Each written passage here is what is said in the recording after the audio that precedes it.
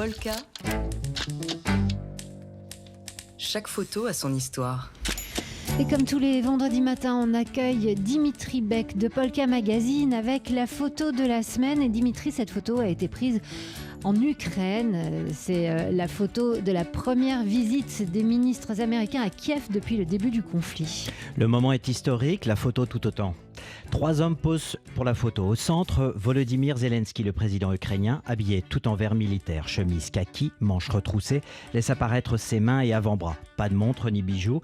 Et c'est un peu comme s'il s'apprêtait à exécuter un bras de fer. Il a le cheveu court, l'ovale de son visage strict, avec une barbe de quelques semaines, le regard droit, froid, déterminé. Il a l'air sérieux, grave même, planté face à l'objectif.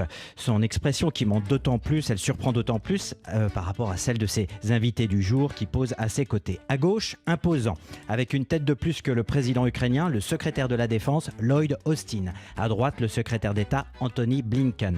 Les deux chefs de la diplomatie de la défense américain, en veste noire et chemise avec col ouvert, sans cravate, esquissent, eux, à la différence du président ukrainien, un sourire. Un sourire un peu figé, un peu de posture, comme celui que l'on retrouve souvent sur les photos des cabinets de conseil et de ceux d'avocats.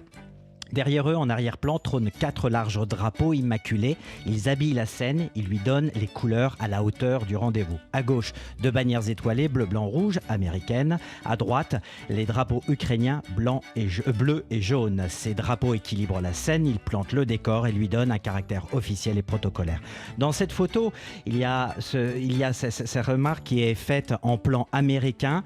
Elle est prise dans une pièce, elle est froide, avec un bout de table au premier plan. L'image fournie par le service de presse de la présidence ukrainienne a été ensuite distribuée par toutes les agences de presse. Donc une rencontre au sommet, mais bien planquée, sécurité oblige, de l'endroit on ne sait rien. Le lieu est tenu secret dans une probable war room, comme les appellent les Américains, une salle de guerre. Avec un petit détail qui a attiré votre attention. Et oui Laure, un petit détail probablement lié au hasard, mais le hasard fait bien les choses. C'est le blason ukrainien de couleur jaune accroché au mur derrière le président Zelensky. Et sur la photo, il est aligné sur la tête du chef de guerre ukrainien et lui dessine comme une couronne au-dessus de la tête. Zelensky, donc un roi de la résistance face à son agresseur et dictateur russe Poutine. Alors ce moment qui a été immortalisé a suscité bien des réactions.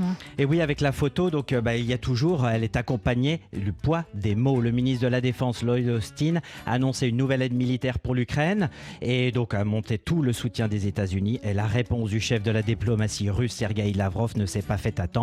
Dès le lendemain de cette rencontre et de cette photo, le danger est grave, il a dit, il est réel, risque d'une 3e guerre mondiale et même d'une guerre nucléaire. Donc cette image, qui a l'air très formelle, eh bien en fait est une photo de guerre, une photo de coulisses de la guerre qui pourrait bien et malheureusement entrer dans nos livres d'histoire. Polka. Chaque photo a son histoire.